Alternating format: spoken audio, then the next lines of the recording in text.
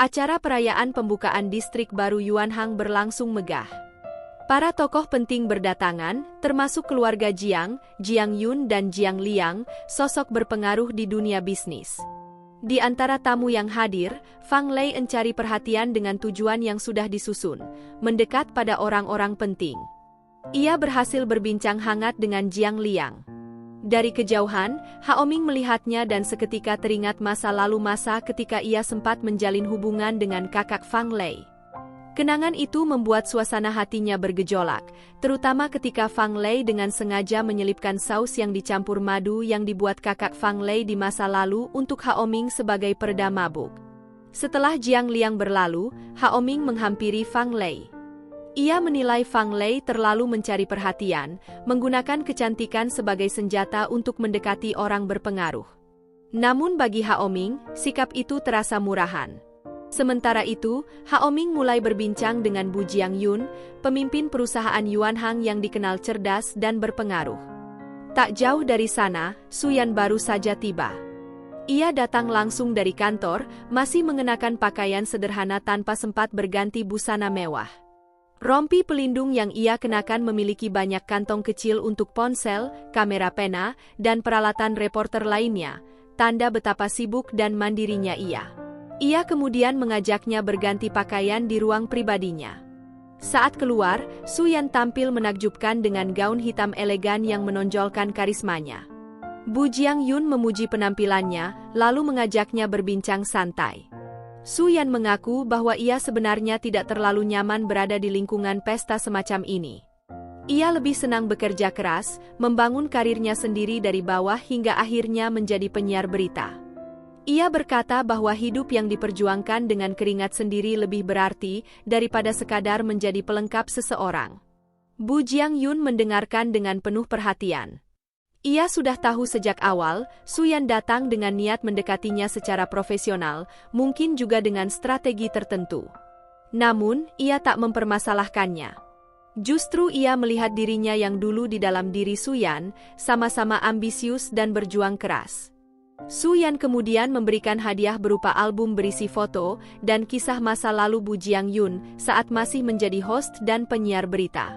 Bu Jiang Yun tersenyum, menerima hadiah itu dengan senang hati.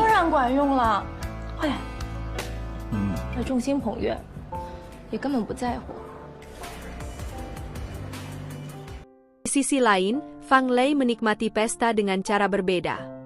Ia dikelilingi para pria, meneguk minuman tanpa henti, tertawa keras hingga akhirnya mabuk. Haoming yang memperhatikannya dari kejauhan hanya bisa menggeleng. Saat Fang Lei terhuyung dan hampir jatuh, ia menghampiri untuk memberikan tisu. Dengan nada datar, Haoming memberitahunya bahwa kerja sama pendanaan dengan Yuanhang telah disetujui, bukan karena pesonanya, melainkan karena usaha Su Yan. Ia menegaskan bahwa Fang Lei tak perlu lagi mencari perhatian atau menggoda siapapun. Fang Lei terdiam, matanya memerah menahan perasaan campur aduk. Ia sadar semua usahanya sia-sia, dan dibandingkan Su Yan, istri sah yang cerdas dan berkelas, ia hanyalah bayangan murahan yang berusaha tampil bersinar. Sementara Fang Lei diantar pulang oleh bawahannya. Dalam perjalanan, meski ia tahu bawahannya menaruh hati padanya, ia tak menggubris. Hatinya telah terlanjur terpaut pada Haoming, bukan cinta biasa, tapi obsesi yang beracun. Ia tahu pria itu sudah beristri, namun rasa itu terlalu dalam untuk dihapus. Ia mencintainya sejak lama, sejak masa lalu ketika Haoming masih bersama kakaknya. Sejak saat itu, cinta Fang Lei berubah menjadi obsesi gila. Di rumah, Haoming duduk diam menggenggam gelang peninggalan kakaknya Fang Lei. Ia tampak melamun, terjebak masa lalu yang belum bisa ia lepaskan. Tak lama, Su Yan datang dan mengajaknya tidur kembali tanpa banyak kata. Keesokan harinya, Haoming menghadiri pertemuan dengan Bu Jiang Yun membahas pendanaan proyek distrik baru. Meskipun sebelumnya mereka sudah sepakat berkat peran Su Yan, pihak Yuanhang masih ragu dengan kemampuan Haoming yang kini bergerak tanpa dukungan penuh dari perusahaan pusat. Dengan tenang, Haoming meyakinkan mereka. Rumor atau masalah apapun akan mencoreng nama istrinya yang berintegritas tinggi, maka ia pasti menjaga reputasi itu. Ia menunjukkan grafik saham Jinda dan Yuanhang yang naik, serta daftar investor lain yang siap bergabung. Sikapnya elegan, tegas, dan membuat semua pihak yakin. Sore harinya, Hao Ming menemui Su Yan dan memberikan hadiah perhiasan mewah sebagai bentuk apresiasi. Ia memuji sang istri yang selalu membawa keberuntungan dalam setiap proyek besar. Su Yan sempat menolak, tapi akhirnya menerima. Namun di balik senyum hangatnya, hatinya diliputi rasa bersalah. Semakin banyak hadiah yang ia terima, semakin besar beban rahasia yang ia sembunyikan. 李，在你的创业路上起到了什么作用？我在上的一个人，我连找他说话的贵重了点啊。我有一个好消息，不越重，我的愧疚越深。 Di sisi lain, Lin Tao yang masih diliputi kekecewaan mendatangi Yiming di tempat kerja. Ia menuduh Yiming telah merebut Qiao Lin dan menghancurkan hubungannya. Qiao Lin datang dan menyeret Lin Tao pergi, menegaskan bahwa hubungan mereka berakhir karena ketidakcocokan, bukan orang ketiga. Lin Tao terus memohon untuk kembali. Ketika Lin Tao kembali menjelekkan Yiming, Qiao Lin menamparnya. Yiming segera datang melerai, menyadari Lin Tao sudah terlalu terobsesi. Sementara itu, Su Yan mendapat kejutan dari Hao Ming. Ia menyiapkan gaun elegan dan surat undangan untuk bertemu di restoran Agave malam nanti. Su Yan bahagia dan menyiapkan diri dengan penuh semangat. Namun siang harinya, Fang Lei menelpon Hao Ming dan memaksanya datang. Di sanalah kebenaran kelam terbongkar. Anak bernama Haon ternyata hasil hubungan bebas antara Hao Ming dan kakak Fang Lei di masa lalu.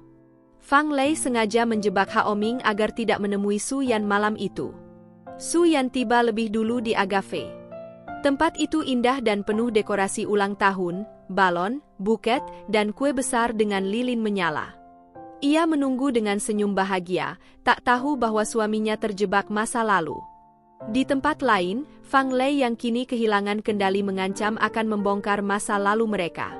Ia histeris, bertanya mengapa Hao Ming tak bisa mencintainya seperti kakaknya dulu. Saat emosi memuncak, ia menelan segenggam obat di depan Hao Ming. Panik, Hao Ming segera menggendongnya dan berlari mencari bantuan. Sementara itu, Su Yan menunggu hingga malam.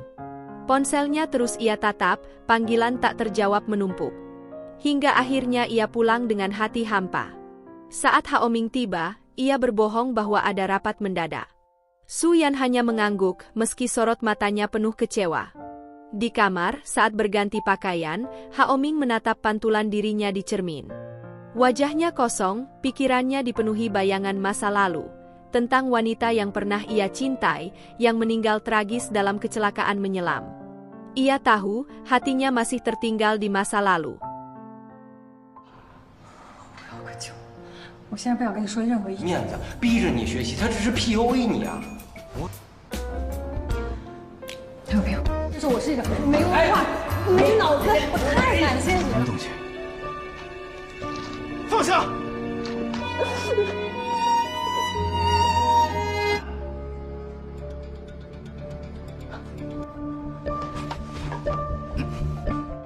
！Hari itu, acara penandatanganan kerjasama antara grup Shifeng dan grup Jinda digelar megah, disiarkan langsung oleh banyak media.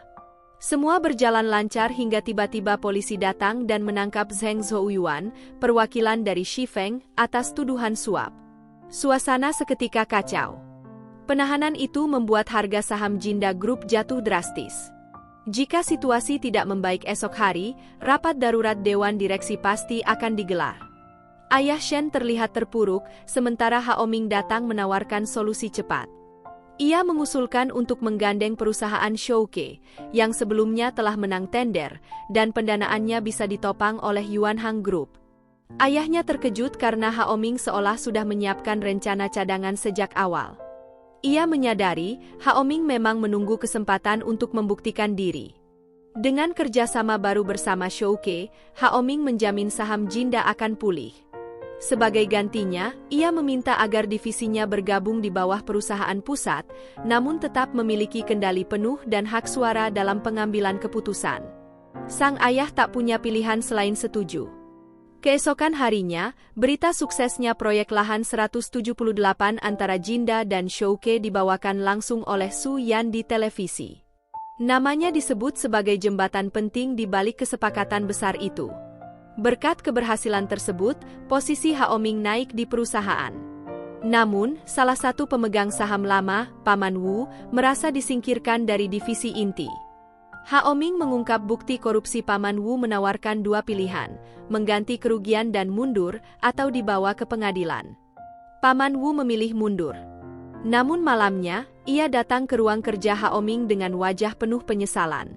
Ia memohon ampun, bercerita tentang keluarganya yang hancur, anak-anaknya yang meninggalkannya, dan dirinya yang tak tahu harus kemana jika dipecat. Haoming tetap tegas menolak. Dalam keputusasaan, Paman Wu tiba-tiba mengeluarkan pisau dan menyerang. Su Yan yang kebetulan datang menahan serangan itu, tangannya terluka. Haoming langsung melawan, dan akhirnya situasi terkendali. Su Yan menenangkan semua orang, berpura-pura baik-baik saja meski darah masih menetes dari tangannya. Keesokan paginya di rumah, Su Yan menatap layar Weibo melihat kabar Fang Lei. Haoming datang menghampiri, menanyakan kondisinya dan berterima kasih karena telah melindunginya. Ia memberikan Su Yan kartu ATM tanpa limit, memintanya berbelanja atau liburan sesuka hati. Namun kebahagiaan itu tak bertahan lama. Telepon dari kantor datang, memanggil mereka kembali untuk mengurus masalah Paman Wu. 事情传出去，给你办了一张附属卡，没有写。 Beberapa hari kemudian, Haoming bertemu dengan ayah Fang Lei di sebuah kafe. Mereka membahas proyek distrik baru dan kemungkinan kerjasama. Sang ayah menitipkan Fang Lei untuk dijaga oleh Haoming, mengungkap penyesalan atas kematian Fang Yu, kakak Fang Lei, yang dulu sangat dicintai Haoming. Sore harinya, Haoming menjemput Hao Chen, anak yang sebenarnya darah dagingnya sendiri. Di balik hubungan mereka, Haoming menghabiskan waktu bersamanya, menemaninya bermain hingga tertidur, mungkin sebagai bentuk penebusan atas kesalahan masa lalu. Saat Su Yan menelpon untuk makan malam, Haoming tak mengangkatnya. Ia lupa pada janji kecil yang berarti besar bagi sang istri. Sementara itu, San Sui kini hidup sederhana. Setelah masalahnya dengan Su Yan, ia terpaksa bekerja sebagai host mukbang online, tapi tampilannya kurang profesional. Dengan manja, ia meminta bantuan ibunya agar karirnya kembali naik, namun sang ibu menolak. Di kantor, Su Yan mendengar para karyawan bergosip tentang betapa beruntungnya ia, berkarir cemerlang dan memiliki suami penyayang. Tak ada yang tahu perjuangan dan luka yang ia sembunyikan. Saat rapat, Su Yan menegur San Sui karena sikapnya yang ceroboh dan kurang disiplin. Sui menanggapinya dengan nada sinis dan agresif, mencoba memancing emosi Su Yan. Namun Su Yan memilih diam dan pergi dengan tenang, membuktikan siapa yang sebenarnya lebih kuat. Lei menyerahkan dokumen baru pada Haoming, perjanjian proyek distrik berikutnya yang melibatkan ayahnya. Haoming membaca sekilas lalu menandatangani tanpa ragu. Malam semakin larut, dan karena tanggung jawab pada keluarga Fang, ia menawarkan diri mengantar Fang Lei pulang. Keesokan harinya, Haoming bermain golf bersama kolega bisnisnya. Su Yan ikut menemani, membawa senyum lembut di wajahnya. Namun saat Fang Lei datang dengan pakaian olahraga yang mencolok dan sikap yang terlalu akrab, sesuatu di hati Su Yan terasa janggal. Ia berusaha menepis perasaan itu, tapi tatapan Fang Lei pada suaminya membuat hatinya gelisah. Malamnya, Su Yan menceritakan kegelisahan itu pada kakaknya, Qiao Lin. Sang kakak tertawa pelan, meyakinkannya bahwa Haoming bukan tipe pria yang akan berkhianat. Ia mengingatkan itu hanyalah prasangka. Namun firasat Su Yan tak bisa sepenuhnya hilang. Dan ternyata, firasat itu benar. Di tempat lain, Fang Lei terus mencari celah mendekati Haoming. Ia mencoba menggoda menurunkan bajunya, bahkan mendekatkan diri terlalu jauh. Haoming menolak tegas, namun Fang Lei semakin berani. Ia mengancam akan mengungkap hubungan mereka kepada ayahnya dan Su Yan. Haoming tetap diam, lalu pergi. Sementara bawahan Haoming memperingatkannya jika ia terus melampaui batas, ia akan membuka bukti kelakuannya sendiri. Ancaman itu membuat Fang Lei menegang, tapi obsesi di matanya belum padam. 你那是暴发户的思维，孙思我是放烟雾弹。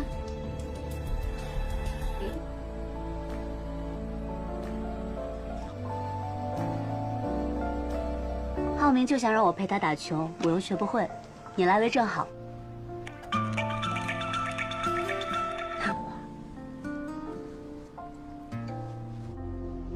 沈老明，他说我爱你，你什么意思呀？你怎么在骗我？你做的每一件事，说的每一句话，所有的。Malamnya, Suyan menunggu di rumah. Teleponnya berdering berkali-kali tanpa dijawab. Saat Haoming akhirnya pulang, wajahnya lelah, matanya dingin. Suyan ingin berbicara, ingin jujur tentang perasaan dan kekhawatirannya, tapi suaminya hanya mengalihkan berkata ia terlalu lelah. Untuk kesekian kalinya, Suyan menutupi kebohongannya lagi.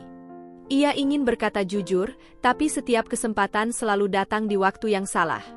Keesokan harinya, Suyan hendak menjemput Hao Chen dari sekolah. Di parkiran, ia tanpa sengaja bertemu Fang Lei. Sapaan singkat berujung pada percakapan yang mengubah segalanya. Dengan wajah dingin, Fang Lei mengaku sebagai bibi dari Hao Chen. Suyan terdiam, kalimat itu tak masuk akal. Fang Lei tersenyum getir, lalu dengan nada tenang membongkar rahasia besar yang Haoming sembunyikan. Hao Chen, bocah yang selama ini dianggap adik ipar, sebenarnya adalah anak kandung Haoming. Anak yang lahir dari rahim kakak Fang Lei, Fang Yu, wanita yang dulu menjalin hubungan dengan Haoming saat mereka berkuliah di London. Setelah Fang Yu meninggal dalam kecelakaan laut, keluarga Shen menutupi semuanya. Demi reputasi, mereka mengakui Hao Chen sebagai anak terakhir keluarga Shen, bukan sebagai cucu. Fang Lei terus mengungkap bahwa pada malam ulang tahun Suyan, Haoming sebenarnya bersama dirinya. Bahwa sejak awal, Haoming menikah bukan karena cinta, melainkan karena butuh nama untuk menutup reputasinya, dan Suyan adalah pilihan paling tepat, cerdas, berpengaruh, mudah dikendalikan. Suyan terdiam, dunia seakan runtuh. Ia berada di titik terendahnya. Semua yang ia perjuangkan, cinta, karir, kebahagiaan kecil di rumah itu terasa hancur dalam sekejap. 所以我手机调了静音。为了让你考上主播，可是费了不少心思啊。家里就宠着他，后来他的脾气越